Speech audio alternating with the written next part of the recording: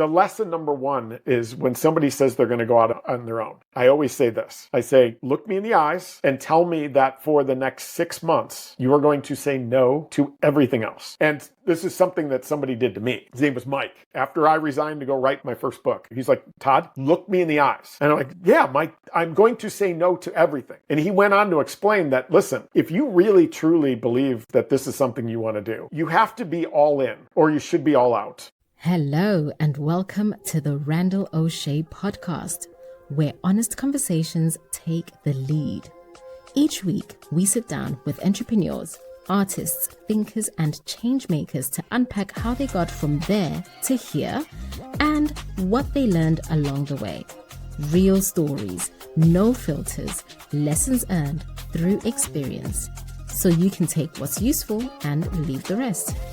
Whether you're tuning in during your commute, a workout, or while making dinner, we're glad you're here.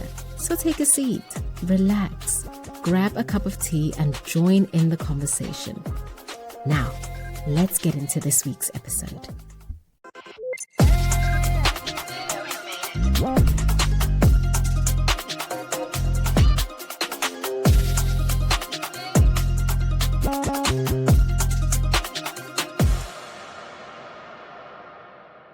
Todd Caponi, two-time author, soon-to-be three-time author, founder of Sales Melon, host of the Sales History podcast, and former CRO. Welcome to the show. For the people that don't know you yet, Todd, why don't you go ahead and take a brief moment and introduce yourself? Well, you just nailed it. So, multi-time sales leader, but full-time nerd. For anybody that's actually watching this, I'm a collector of sales history, which I know is weird, but these are all late 1800s, early 1900s books, magazines. I actually got a fully restored 1908 phone that the wires are in it, the bell rings. There's a 1921. I love the sales profession and have just always been a nerd for it. And so I often joke my nerdery knows no bounds. But yeah, I mean, that's kind of the Cliff Notes version of a little bit about the background. Yeah, I had known Todd for a couple years. My first introduction to him was he was our keynote speaker at a sales kickoff meeting for a company that I formerly worked at. And I was new to the software industry, and his book, The Transparency Sale, which I have sitting right off to my side here, was like mind-blowing to me, because the first software company I worked at might not have been the most well-run sales organization. Hence, probably that's why they were purchased by a competitor. If they were that great, that transaction probably would have been the other way. And upon post leaving the sales kickoff meeting, I read the book and I was like, oh, this is the game plan. This is the blueprint for what we need to do as a sales organization to make more money, close more deals, speed up the sales cycle, have a productive work culture. And then we just didn't implement it. Like nothing, it just lived and died in that moment at that sales kickoff meeting. But that's how I met Todd. I've read both of his books so far, really enlightening. The third book that's coming out, it's my understanding, I always reference your 4-lever negotiating methodology. I'd never heard anything like it before, and it's just so practical. It's just common sense practical. It's not salesy. It's just an exchange. You give me something, I give you something. That's why we're having these conversations when you're engaged in a deal. So it's a little bit, I guess, about how I met Todd. But let's back up to your intro. How did you become, if you will, so nerdy about the sales profession? Well, yeah, I mean, I don't know why, but I'd always been what I call a B+ salesperson. But I've always had this interest in just human behavior and how people learn, how people make decisions. It was a long time ago, I was at a company and we brought in an external trainer. And after the session, I was like, well, that was interesting. But what was more interesting is the trainer and what he does for a living. And I remember sitting down with a buddy of mine, and I was kind of miserable as a sales rep at the time. And I was like, man, that guy was awesome. And he was like, you should go do that. Like, go do what? He's like, you should go be a sales trainer. And I'm like, what do I know? And so at the time, this was 2003, I bought a sales training company, like a lunatic. I took what I owned, I bought a sales training company, and then I promptly ran it right into the ground. Because I didn't know what I was doing. The good news is I got certified in owning a room and workshops, facilitation, and all that cool stuff. And in that process, I also had the opportunity to work with 20, 30, 50 different companies and get to see what worked and what didn't. And so coming out of that is when I was able to take one role and go, all right, here's the best of, and now I can own a room and be like a facilitator and optimize the way people learn. And so that experience really helped take off my revenue leadership career. It just kind of fed on itself that every time I'd see something, I'd want to follow the resources and the references back. And so that's where that started. The sales history stuff was a little different. I had a book from 1945 on my shelf. It's called The 5 Great Rules of Selling by a guy named Percy Whiting. And during COVID was when it really hit me that I read the book again. And I was like, this is fascinating. All of this stuff in here could be applied to today, but this is 1945. But what was even cooler is he referenced all these old books and magazines. And so I went on a scavenger hunt looking for all this stuff and buying everything on eBay. I found a contact at the Library of Congress that was giving me digital versions of stuff. And all of a sudden it was this like, during COVID, nobody wanted to talk to a keynote speaker or a trainer. I had nothing to do. So it ended up just becoming this freaking ball that rolled and rolled. And when I look back on it, I'm so glad all of that happened, right? Because this stuff is so fascinating to me. And there's so many lessons from sales histories past that we do wrong today that I'm hoping to try to bring to the forefront in addition to the stuff like negotiating and transparency. I hope for my sake that you begin to influence even more people because I'm trying. I love it, man. It's funny because as a CRO, I used to joke that like I loved it. It was great.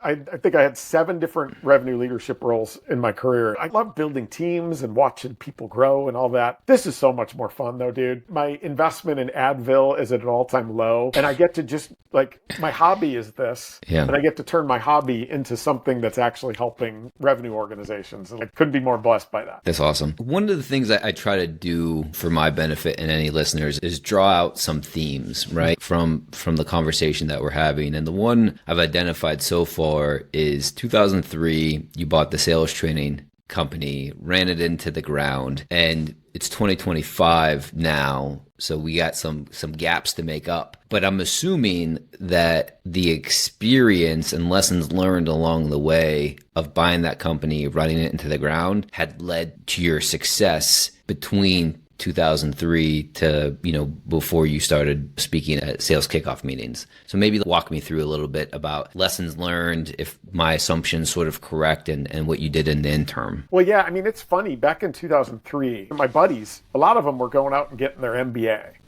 And they're like, Todd, you should go get your MBA. And like, I don't like going back to school didn't interest me at all. But like buying a company, for me, when I look at all of the not only had to be salesperson, but you had to do marketing, you had to do finance, you had to do product, you had to do all of those elements and put them together in a package, bring them to market. For me, it probably cost about as much as getting my MBA and how much cash I burned. And in the end, I feel like it did more for my career than an MBA would have, because being able to see all these organizations too, and being able to be trained in the facilitation stuff. And when I was able to go to one company and then really impart all of that, I was a completely different person in 2006 when I shut that down than I was in 2002 before I bought that thing. And that's the lesson for a lot of people that I tell when they tell me they're going to go out on their own. So I'll impart this quick little rant. All the time, people are calling me. They're like, Todd, you've done a lot, man. You've been really successful in building your company. Yeah, it looks like it, but man, it took me, to your point, 22 years to get it right. And the lesson number one is when somebody says they're going to go out on their own, I always say this. I say, look me in the eyes and tell me that for the next 6 months, you are going to say no to everything else. And this is something that somebody did to me. His name was Mike. After I resigned to go write my first book, he told me to look him in the eyes. And I was like, yeah, Mike, yeah, of course I'm going to. He's like, Todd, look me in the eyes. And I'm like, yeah, Mike, I'm going to say no to everything. And he went on to explain that, listen, if you really truly believe that this is something you want to do, you have to be all in or you should be all out. That's number one. And number two is that if you invest 6 months in yourself and building your own organization, 6 months, you're going to know whether it succeeds or fails. But the bottom line is in 6 months, you are going to be more valuable to an organization than you are right now. Either way. So don't have one eye on, is that a good opportunity? Say no to everything. Thank goodness I did that. That even the first time when I bought that training company, people like, they needed salespeople. I'm like, a steady income and a medical plan would be nice. And again, then when I wrote the book, back in 2018, same exact thing, that within 2 weeks, I had an offer to be a CRO of a company that ended up exiting in 18 months and did really, really well. Thank goodness I said no to that. And again, if this wouldn't have worked, I'm telling you, every time you invest in yourself, you're going to be more valuable anyway. And that's kind of the lesson all the way back to 2003. I invested in myself. I was more valuable coming out of that, and the rest kind of takes care of itself. Yeah, same thing. I learned this the hard way myself, and I tell anybody the same thing that's looking to go out and do something on their own is it's going to be harder than you think it's going to be, and it's going to take longer than what you think it's going to be. And like, if you think that you're going to be turning around something and be profitable in a month, 3 months, no. And if you see that online or somebody talking about it, they're either lying or they're the exception. But for most everybody, whatever time frame you think is going to be longer and however hard you think it's going to be, even if you acknowledge it's going to be difficult, multiply that by 10. That's the space that you're choosing to play in now. Exactly. And I would add that even now, so I've been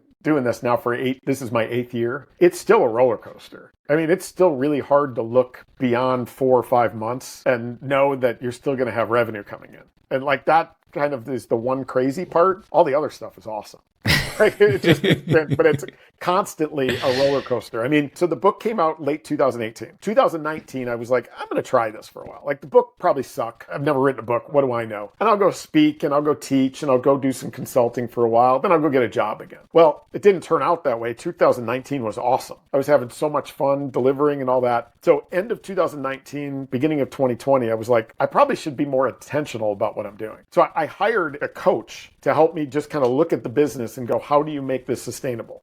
Unfortunately, the beginning of 2020. Put together a plan, this is what I'm going to do. And then March of 2020 comes and just lights all of those plans on fire with COVID. And so again, you think you got it. And then all of a sudden the bottom drops out. And I'm like, gosh, nobody's going to hire a speaker again. Nobody's going to need a work, like they're going to just holding on for dear life. That was the case in May, June, July of 2020. And then all of a sudden people are like, crap, we got to invest in our people. And then August, September, October went off the charts again. That's been this whole thing. It's just a roller coaster constantly. So if you're going to go out on your own, buckle up. But I'm telling you, at the beginning, all in or all out. Otherwise, you're probably going to be out. That's another, I think, thing too, that I think too many people try to focus on too many things all at the same time. Yeah. Myself included. I mean, I have varying interests. I like to do the podcast. I also have to have a full-time job, right? Trying to have this and the full-time job challenging. And then, you have hobbies and family and things on top of that. So I think you have to understand what season you're in. Like, what am I trying to accomplish in the next 3, 6, 9, 12 months, whatever that season is for you. And then what are you going to prioritize? What goes on the front burner? What goes on the back burner, right? Yeah. I think you have to be deliberate, be conscious, make that decision of what you're doing, how you're spending your time, because you can do a lot of things. It doesn't mean you're making progress in any of them. It's true. It's funny that the Sales History podcast, that is 100% a hobby for me. I don't make any money on it. It's got a niche audience. I mean, it gets 300-400 downloads an episode, which is great. Like, that's awesome. But I just do that for fun. And so to your point, sometimes I find myself like spending a whole day researching and then recording, and then I do my own editing and I go through that whole process. And I'm like, what am I doing this for?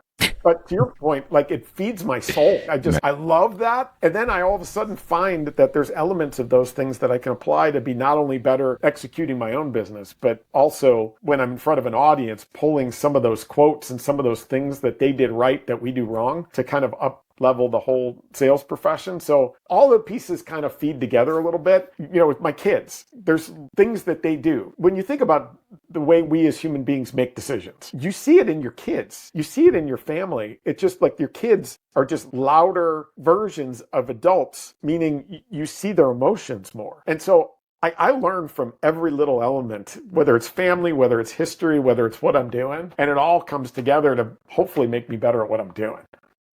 Mm-hmm. So to recap, 2003 bought the sales training company. You did that for 3 years, learned a lot along the way, hung that up in 2006. Mm-hmm. And then from 2006 to 2018, when you published the book, what were you doing then? Yeah, so 2006, I get a call from a guy that I worked with in the late 1990s. And he was the VP of sales of a tech company out in the Valley. I live in Chicago, still do. He needed somebody who has got a nerdy brain to basically run sales operations or revenue operations. And revenue operations to him also meant training, enablement, process, all that stuff. And I knew my business was not going anywhere. So I was like, all right, I'm in, let's go. And so I got there in 2006. One other thing that I think is an interesting little tidbit here is the second day on the job. I fly out to California. There's sales kickoff going on. So I happen to start the week of sales kickoff. Second day, there's sales meeting going on all day. And then at the end of the day, we're going to all go out to dinner. And my CEO looks at me, and I talked to him as a part of the interview process, but didn't really know him very well. And he's like, Todd, you want to ride over to dinner? Like, jump in with me. I'm like, cool. So I get in the car, we're driving over, and he asked me, he's like, Todd, why are you here? Why did you decide to shut down your business and go do this? And I told him, Michael, my goal eventually is to run a sales organization. That's always been something I want to do. I'm a decent sales rep, but I know my passion is for learning theory and upskilling and all this stuff, right? He was like, thank you for sharing that. 2 years later, company is not doing well. Like, we are really, really struggling. I get a call in the middle of the night. When I say the middle of the night, it's because I was over in Germany training one of our partner organizations. So it was in the West Coast time. It was middle of the night in Germany. My phone rings. It's him. And he's like, Todd, I'm sorry to wake you up. I'm with the board. We've just parted ways with the VP of sales. Are you okay? And I'm like, the VP of sales, again, was a buddy of mine that had brought me there. And I'm like, yeah, what else? You didn't call me in the middle of the night to make sure I'm okay with Tom being gone. And he's like, well, we think you're ready. I'm like, ready? He's like, yeah, ready to run the sales organization. Like, holy crap, really? Oh, that's awesome, right? Like the most exciting thing ever. The reason I tell that little piece of that story is, first of all, I moved up pretty fast in an organization. But second of all, if your leaders don't know where you're headed, there's no way they can take you there. That little car ride literally changed my career. I look at that one car ride where we drove for 20 minutes together and just talked through what I needed to do to develop and what I wanted to do. He remembered, and when that opportunity came up, he had cultivated me to the point where I was ready for that. And so, yeah, 2008 to 2010, we turned the organization around. We grew 400% year over year, 2 years in a row, and then sold the business to SAP. I went and did it again for a short period of time for another company, and then I went to ExactTarget. And I was on Target's sales leadership team from 2011 to 2014. And in that period, we sold the business to Salesforce for a little under $3 billion in 2013. And before that, we had a really successful IPO. And so again, it like all took off from there. I then went to Power Reviews in 2014, rebuilt their revenue foundation from the ground up. We became Chicago's fastest growing tech company from 2014 to 2017. Then I left in 2018 to write the first book, and the rest is history.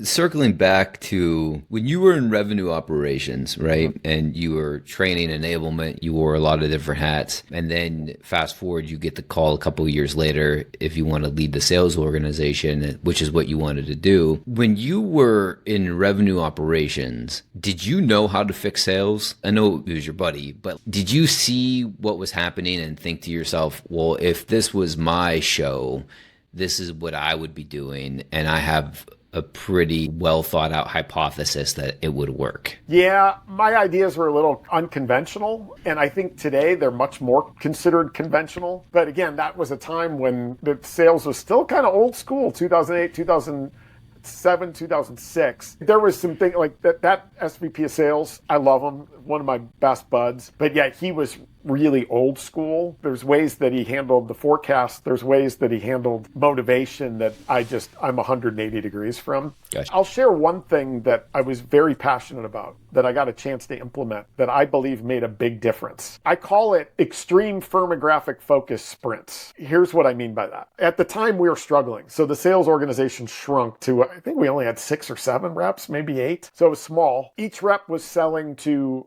what's called discrete manufacturer. So any manufacturing company that takes lots of little parts, put them together to make one big thing. So that's automotive, aerospace, defense, oil and gas, heavy machine, like that's the type of target. What I struggled with was seeing that every morning when my reps woke up, they were calling on 10 different industries and 10 different buyer personas. And as a result, that used to drive me nuts because I was like, gosh, we're not making our customers smarter about their business. The only thing we're capable of doing is making them smarter about our business. Nobody wants to hear that. Nobody gives a crap. And so we had closed a deal in the aerospace sector. One of the ideas, I think it was over a beer with my CEO, I was like, you know what we should do? We should bring in an aerospace and defense expert to just teach us that space, because we know that works. Like, we're closing deals there. And so we found this like 7-year-old guy, 45, 50 years in aerospace and defense. He came in, we did a couple of lunch and learns with him where he just taught us about headwinds and tailwinds in the industry. Who does what, how they get measured, where they go to get smarter about their businesses and their roles. And so we just kind of upskilled all the reps. The next thing you know, the reps, when they wake up in the morning, they were prioritizing aerospace and defense companies because they had confidence. The next thing you know, so we're doing 3 or 4 million in revenue. Again, small. We did a $7 million deal with Boeing, and then we got Northrop Grumman, and then we got Cessna, and then we got Gulfstream, and we're like, holy crap, right? Like, we're suddenly brilliant in aerospace and defense, and companies would invite us in because we were making them smarter about their business, not ours, and leading to our solutions instead of leading with them. And we're like, here's a lesson. And so we ended up going out slowly from there. So we were doing so well, we hired an expert to help my Texas guy with oil and gas.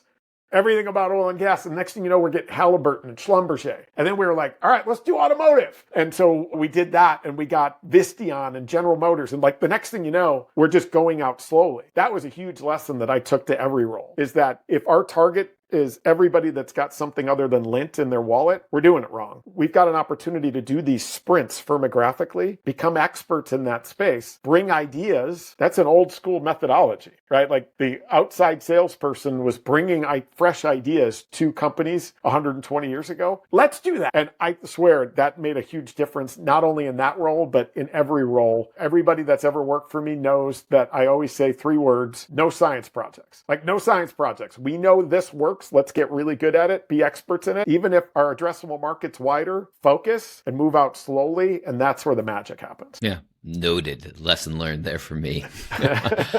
Let's take a quick break from today's episode.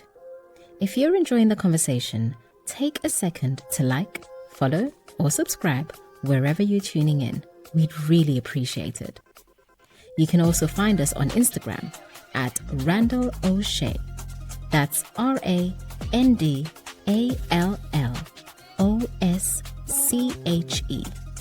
And check out more at podcast.randalloshay.com, including show notes and other resources from today's episode.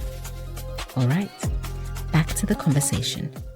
So your CRO, now this is like book being launched, and you have learned a lot. You've been a successful sales leader. Take me to the point where you have I'm going to write a book now. Like, I'm going to write the book and then see where this takes me. Yeah. So what had happened was, we had done a study with Northwestern University, and it had nothing to do with B2B selling, or so I thought. It was just basically groups within the master's program at Northwestern. They'll do research for you. So we're like, hey, let's just do some research on buyer behavior when people are buying online. Like, what do they do? All right, cool. So they go do it. We get the research back. It changed my life. Like, literally changed my life. There was 3 data points that came out of it. The last 2 were the things that really got me going. The first one didn't change anything. It didn't surprise me, is that when a website's acting as a salesperson, so you're buying something you've never bought before, that's of medium to high consideration. Meaning it's something that matters, not like a pack of gum. What do you do? Well, number one is we all read reviews today,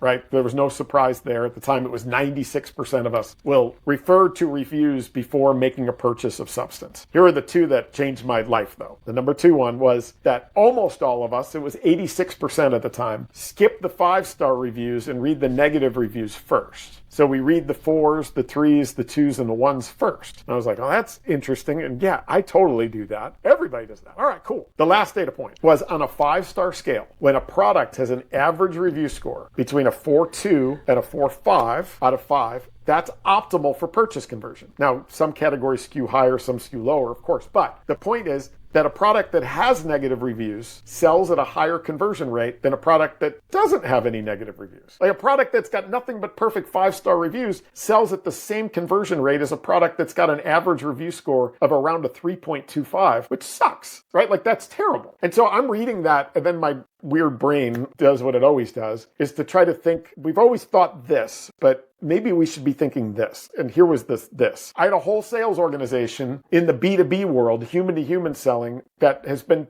presenting our solutions as though we're perfect. We are a 5.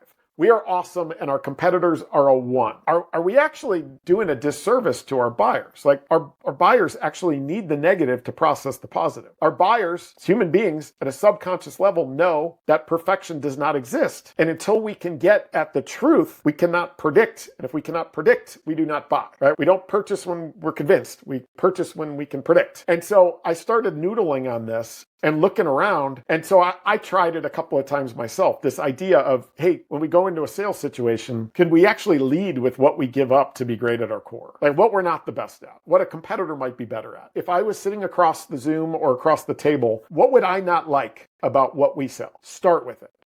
And so I tried it a couple of times and literally magic happened. In one instance, the first time I tried it, they were about to issue an RFP. We were going to have to respond. We were going to have to fly to New York, do this whole big dog and pony show, build a presentation, all that. In the first discussion with their SVP, I laid it on them that, hey, listen, here's how our competitor's better than us. They got something that we don't. They focus here. We don't. We focus here. If you need all this stuff, go. You don't want to write an RFP. We don't necessarily want to fill it out. And if we're going to lose anyway, can we lose now versus after we fly everybody all over the place? They ended up 10 days later throwing out the idea of doing an RFP. Nobody flew anywhere, and they made the decision to go with us. A 6-month sales process, decision made in 10 days, and then there was a few weeks of T's and C's, and off we went. And what just happened? Like, this is crazy. And so we started to really embrace that transparency, that leading with what we give up to be great at our core. And when the magic started happening, and all of a sudden we were winning deals that we probably wouldn't have ever won if all we did is talk about how awesome we are, I just got to that point that I was like, hey, listen, it always feels good to be honest and transparent.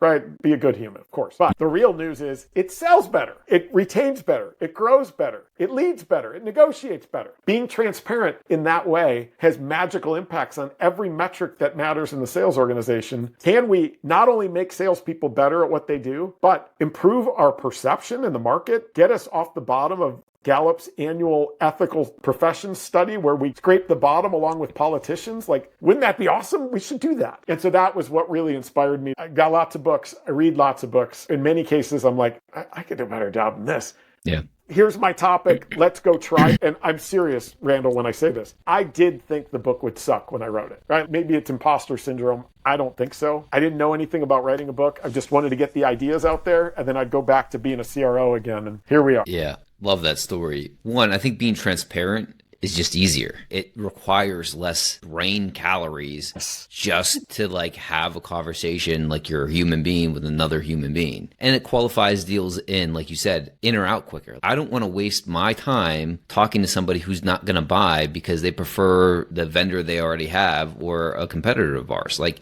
if you love what they have and love what they do, fine. There's plenty of other companies out there that can buy from us. Richard Branson quote I always love. It's like, business opportunities are like buses. There's always another one coming. Like, whatever deal you're working on now that you think is like the be all end all, I need it to make my quota, my quarter, my year, there's going to be another opportunity. Just go out and find it. But the sooner you can get rid of a bad deal, the better it is for you. You can move on. You're closer to finding like the deal that's actually going to close. Maybe a loose framework of what's in the transparency sale. When you left to write it for 6 months, like, what's sort of the outline of the book, of your wisdom of 22 years of sales leadership in the industry, like condensed into one book? Yeah, and I'd argue that it's less about my stories and more about the research and the behavioral science. I got pretty nerdy in that one. It's weird. I started reading the research myself, and I'm not that smart. Like, I'm not a behavioral scientist. And so I literally went to Google and I was like, Chicago area neuroscientist. I just wanted to find a name. And I did. And so I started calling, and I found this guy at DePaul University that helped vet a lot of the stuff that I was thinking and seeing from this. So what I've tried to do in that book is lay the behavioral and decision science out for everybody in what I think is entertaining. I'm probably biased, but like very relatable way, because that's what that neuroscientist helped me do. just like dumb this down like I'm talking to a seventh grader. And so the beginning is, here's the way that we as human beings engage, prioritize, trigger purchase decisions, and then ultimately buy. And then the rest of the book applies it to really everything that you do in sales and client success, whether that's prospecting. Like, I'm not a prospecting expert. Don't call me and have me come in and teach you cold calling. I don't know. I haven't made a cold call in 30 years. But I do know as a recipient, as a CRO, how I engaged with cold outreach. And so I teach you that. Here's how I did it, but more importantly, here's the behavioral science that helps you stand out. And then we apply it to your messaging and positioning, the way that you take buyers through the buying journey, the formal messaging. So you're going to do a formal presentation. How do we actually configure that choreography so that it brings people together versus the traditional we approach that polarizes audiences? And then the most popular chapter in it is negotiating, like that, the transparent or 4 levers negotiating. I then apply it in other ways in short spurts, client success, your conference booth, the way you interview and interviewing, like those types of things, kind of break down all of that and just give you one little guide that goes, here's the behavioral science. Where do you apply it? How do you apply it the best way possible? And try to do it in a fun way that is not super nerdy, meaning you should be able to read it and then go try something that afternoon. Yeah, I was just looking through it, my copy here from when I read it a couple of years ago. I got like sticky notes in here. That's of awesome. Like things I should do. This is dated February 5th, 2003. Yeah, other things. I think it was well written. And again, like being new to the software sales industry, I was like, this is what we need to do. Like, this is what anybody should do. My question for you, it's maybe simple but not easy. Maybe this is where it's going to fall. But you speak at a lot of like sales kickoff meetings. You know, a lot of people I'm sure have bought your book. I haven't been yet fortunate enough to have the authority at an organization to implement the things in your book, but I try to do what I can, right, that impacts my job. Part of your business is going and speaking at SKOs. Maybe like compare and contrast. What do successful sales organizations do after you present or after you tell them about the book or after they read the book, and what do non-successful sales organizations do after you present, after they read the book, etc.? Yeah, I'll tell you 2 things. So first of all, the way that I've built my business, I just joked that I haven't made a cold call in 25 years or whatever. It's because I look at every audience and every sales team as my prospects. That when I come in and speak or I come in and teach or do a workshop, that audience is my future prospects. And so I better bring my A game and make it freaking hum. And I absolutely do have a vested interest in seeing them thrive and have successful outcomes. Again, I don't work there. I'm not going to get fired if it doesn't, but like I need this to go hum. And so the way that I've designed everything is really designed to be head slapping, like, of course, like you said, this is the way we should be doing it, and then immediately actionable. However, the organizations that struggle are the ones where there is old school thinking that still believes that, hey, listen, we can hide some stuff and get away with it. Back in the late 90s, I worked at SAP, massive software company. The philosophy at SAP was that when a customer asked if we could do something, the answer was always yes. Like literally, they were like, Randall, customer asks you something, the answer is yes, and then figure it out. Now, 1999, cool. Something goes wrong. What are they going to do? Call an 800 number? Like write a letter? Like who cares? Now we're in 2025. The blowhorn by which poor experiences get shared through peer connections on LinkedIn, on review sites, and if it's tech, it's the G2s, and the trust radius is the truth bubbles to the surface faster and louder than ever before. Yet a lot of the leaders we're still working with are ones that were brought up in the 1990s and early 2000s before that was the case. And I've heard of situations where people like you are in the audience. I'm teaching them, we're doing the workshop, and they're like, yeah, I cannot wait to go qualify in or out faster and differentiate in the way I sell and watch my sales cycles speed up. And then the leader is just like, why the hell did you just say that? Why would you tell a customer that? Or the other thing that leaders do is they measure the wrong things. One of the things that drives me bananas, and I used to do this, so caveat it, is measure pipeline against quota and say, listen, Randall, at all times, you've got to have 4x your quota in pipeline. What does that cause a sales rep to do? Lose slowly. Because like, I don't want to get yelled at for not having enough pipeline. I know this isn't a fit, but I want to keep this thing going because my managers. So systemically, organizational, if they either have old school thinking or the wrong measures, and they have a philosophy of, hey, listen, if there's something other than lint in the customer's wallet, we want it. That's where this goes off the rails right away. We've got to be honest with each other and understand that playing the long game through transparency wins the long game. But in this proliferation of reviews and feedback economy, it wins the short game too. Because if you lie to a customer and get a deal, yay, good for you, you got that deal. But that customer, once they realize that this is not the best option and best fit, is sharing it with 5 other companies that you're never going to be aware of because they're not calling you.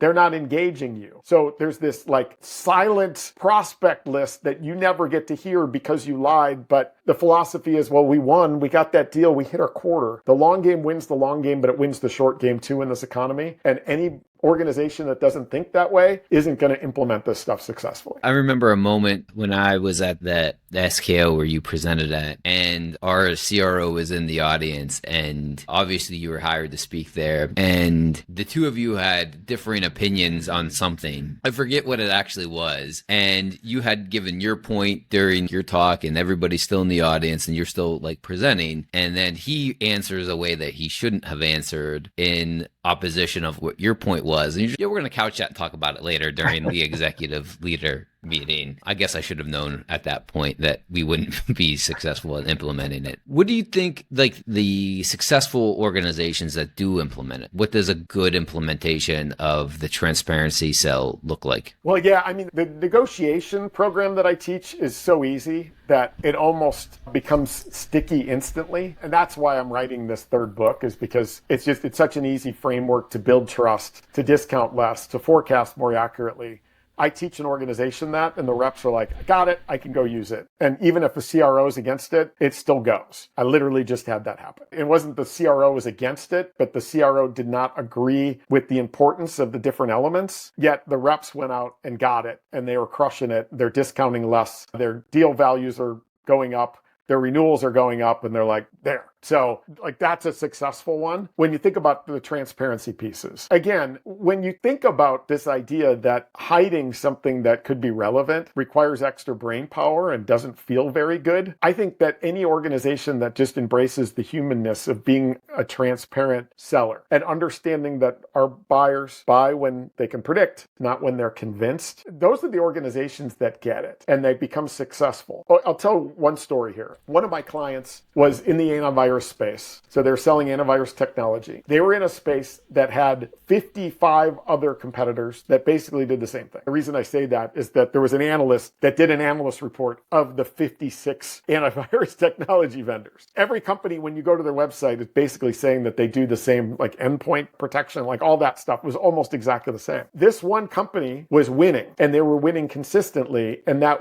reason why is the analyst broke down the trust level that their customers had with them and the fact that they were differentiating themselves in the way that they approached the engagement with the customer and the journey they were taking buyers on. And that was their opportunity to win. And so when I look back at it, yeah, we can differentiate on our products, our pricing, our service model. I think there's an opportunity to differentiate in the way that you sell, that all of a sudden you stand out from the noise. They sell like it's 1995 and you're selling like a partner in a service mindset. Those are the organizations that when they embrace that idea that true sales, I'm actually going to use the quote from that book down there, 1911, Arthur Sheldon, The Art of Selling. He says, true salesmanship is the science of service. Grasp that thought firmly and never let go. Organizations that understand that and are willing to grasp that idea. True salesmanship is the science of service. We're not there with plaid coats and gold chains. We're there to help buyers achieve optimal outcomes, whether it's with us or with somebody else, as quickly as possible. Those are the companies that always get it and always thrive. And those are the ones that are calling me right now. I mean, right now we're recording this in August. I got 5 kickoffs already lined up for January and February. All 5 are from former customers. Yeah, I love that. Congratulations on that success too. Thank you. Yeah, you deserve it. Helping buyers achieve optimal success by being a partner and consultative. The thing that I have seen is that a lot of sales organizations, I think, maybe understand that. They don't know how to execute on it, but I think they miss a huge step of just going to like, oh, so we have a product, you want to buy the product, let's demo the product. And not, I mean, I would say pausing, but like it would be my first step is like, how can I help you? What are your challenges? What are you trying to accomplish? And then like qualify in and out even at that point. If things are humming for you and you're profitable, talk to me when you're not. Talk to me when you're running into a roadblock. But if we don't understand what you're trying to accomplish, what's prohibiting you from accomplishing it, I don't know as a salesperson how I can continue to have that conversation, continue the conversation without understanding what they're trying to accomplish and what prohibiting from accomplishing that. Well, yeah, and I would also add, am I the best option for it too, right? And that goes back to your point of like getting clarification, understanding what they're trying to achieve. One story I tell a lot is it's me and I've got some virtual help. Like I don't want a team anymore. It's just, I love this. And when it was pretty early on, I guess it was 2022, 23 maybe, where business was kind of jumping back. And I get an inbound from an administrator for the chief revenue officer of a multi-billion dollar software company. And so I saw this and he was like, hey, he wants to talk to you, wanted to set up a time. And I'm like, inside, I'm like, holy crap, like this is huge. Oh my gosh, like this is going to break me if this goes well. So we set up the Zoom. I get on the Zoom with him and the conversation just starts kind of like ours did. Like, hey, how you doing? All right, cool. Hey, you got a billion priorities. Why did you reach out to me? Like, what's going on? And he goes immediately into, Todd, heard fantastic things about you. We could really use some help with top of funnel, prospecting or cold calling, social selling. Like our guys just don't know how to do any of that. Like, all right, cool. Why? Like we dug into all that stuff. And then I said this, and it actually felt great to say this, is, you know, if I made a list of the 50 people that can teach you cold calling, prospecting, social selling, I could probably be on it. Like I could do it, but I would come in at about number 47. I know 3 people that are fantastic at it. Can I just refer you to those 3? You should talk to them. Like if that's burning, go talk to them because they're the ones that are the best in the world at this stuff. This guy, like he lit up and he was like, I love that. Like, who are they? And then after I told him and I was like, I'll make the intros. He's like, what is it you focus on? Like, what do you do? And so I took him through it. Transparency. And then I talked about the negotiation stuff. And he's like, we are discounting like crazy and eroding trust like nuts at the end.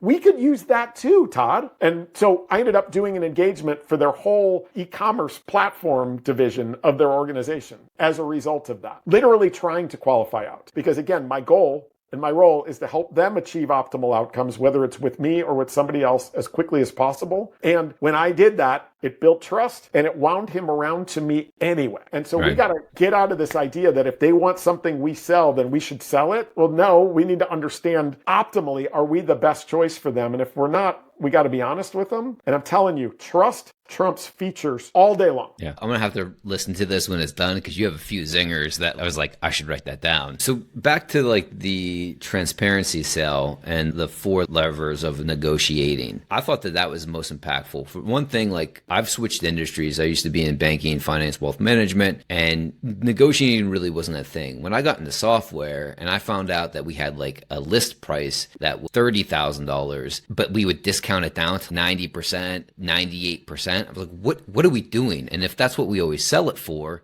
why isn't that just the list price? So I'm still struggling to understand that. But your 4 lever like framework really helped, 1, sort of educate me on the industry, but then 2, give us a framework for how to negotiate effectively and have a win-win and not leave a ton of meat on the bone there. So if you just want to walk through that, that'd be great. Yeah, I mean, so that story, again, 2008 is when I got promoted to running the sales organization. And I always sucked at negotiating. And it was based on this idea that I always thought it was weird that I needed a different personality to negotiate than I did to sell, right? For anybody listening to think about it, that if we talk about what we've just spent the last however long talking about this idea of helping customers achieve optimal outcomes, but then they say yes, and the way that we're all taught is, all right, cool, gonna start lying to you now, not gonna tell you what a good deal is. And as a matter of fact, I learned all I know about negotiating from FBI hostage negotiators. Like that's insane, right? Like we're not negotiating the release of hostages from a bank heist. And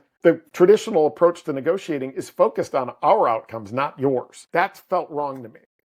2008, I get thrown into a massive negotiation. So our big deal with an oil services company down in Houston. And I got nervous. I didn't really know what I was doing. I knew I was going to get completely steamrolled by these people. And I accidentally kind of played my cards face up. And it's not really like the cards were hidden, because the things that I shared were the drivers of every for-profit company in the world. Meaning our pricing is based on how much stuff you buy, how fast you pay for it, how long you commit to it, and helpfulness in our ability to predict or the timing of the deal so that we can forecast and invest in the business. I shared those with the customer and said, our pricing's based on this. And they're like, well, we need a discount. Like, all right, cool. Well, let's use these as the means to get you there. Buy more stuff, pay us faster, commit longer, help us forecast. And all of a sudden, we're a bunch of people sitting at a table collaborating instead of it being customer vendor, robbery suspect that's got hostages and FBI hostage negotiator. Like that disappeared. And instead it was collaborative. They negotiated their own deal. We discounted less. For everything we gave away in the form of a concession, we got something of equal value back. And I was like, what just happened? That felt good. And it was easy. And so I built on it over all of this time. And essentially what four levers negotiating is this idea that, like you said, I don't believe that we as a profession establish a sound basis for our pricing well enough. The door to negotiating. What I mean by that is when you go to the store, you don't take your grocery items to the cashier and go, I got a budget issue. Can I get 10% off? They'd be like, buy 10% less, jackass, right? Like, of course. I need to pay net 30. Well, no, you pay before you walk out. Right? Like we don't even think to ask because it's established. To your point, in the software world especially, we don't establish any sound basis. We invite the negotiation in. And as a result, what I teach is a simple way to present your pricing, to propose it and to negotiate it based on those four things that establishes the sound basis. The price is the price, but there's flexibility within these levers. Push one, you can pull another, push another, pull another. It establishes a sound basis. Which leads to my last point, that today, with the proliferation of information, the rise of AI, I don't believe that it is sustainable that every customer that you have is paying a different amount based on how well or poorly the negotiation went. That ain't sustainable. Now, I believe, is the time for establishing a sound basis, base it on those things, give the customer the cards to negotiate their own deal, build consistency, and have your customers asking for less. So that's kind of the concept of the four levers negotiating, and it's built over 17 years of doing this, but I think it's fun, it's easy. And then I've injected a bunch of nerdy history quotes in there about what it was like to negotiate 120 years ago. And when's the new book coming out? It's January 27th of 2026. And where can people find that out? Everywhere. So it's already available pre-order at Barnes and Target and Amazon and Book Authority and all those places. We love a pre-order. The thing I love about the negotiating thing is if the two parties are negotiating in good faith, right? It should be collaborative, and you should recognize that both parties should walk away from that negotiating having won something. And I think that's what your methodology and framework provide. And the language that I love, I think like illustrates that you say in the book is, I'm willing to pay you in the form of a discount. Yes. As the seller, because you are giving them money back, right? Not in that sense, but like, they're spending less because you're willing to negotiate with them. And in exchange, there is an exchange, right? It's just not, we're going to reduce this to 90% and you sign the terms and conditions. This is, I'm willing to pay you in the form of a discount if you buy more, because that's the business I'm in. And of course, you know them in that business because we've been talking about this for 3 months, right? But I think that those are magical words, that I'm willing to pay you in the form of a discount if we can do X, Y, Z. Exactly. And then with the levers, the thing that drives me bananas that I see companies do is giving stuff away. Where even the simple things like your pricing's net, and the customer says, well, ours is net 60. We want to pay net 60. And we're like, net 45. Well, we can give you net 45. You've just told the customer that they can pay slower in exchange for nothing. And you've told the customer that your price that you've proposed is not actually the price. Yeah. And that opens them up to asking for more. Like, hey, that was easy. What else should I be asking for? Maybe I should get a discount. Maybe I should sign whenever the heck I want. Maybe I don't need to commit for 2 years. I can commit for 2 months. And the next thing you know, all bets are off. Always go back to all 4 levers, and you find that you establish that sound basis, and they stop asking, and your deal accelerates at the goal line instead of slows down too. So, but it does start with that communication that these are the things I am willing to pay you for in the form of a discount. Buy more stuff, pay us faster, commit longer, help us forecast. And doing it poorly makes renewals and future negotiations even harder. So you're setting yourself up for failure. If you like, I really need a deal by the end of this year, I'll give you 2 for 90%. You have the deal. That renewal comes up at the end of the contract, year 2, 3, 4, whatever it is, and they want a 90% discount again. It's like, well, sorry, can't do that. Like, what kind of relationship does that build with a customer? Exactly. We are delivering a crap sandwich to client success and renewal constantly. Exactly. Thank you for your time so much, Todd. We're going to wrap up with a few rapid fire questions, if you don't mind.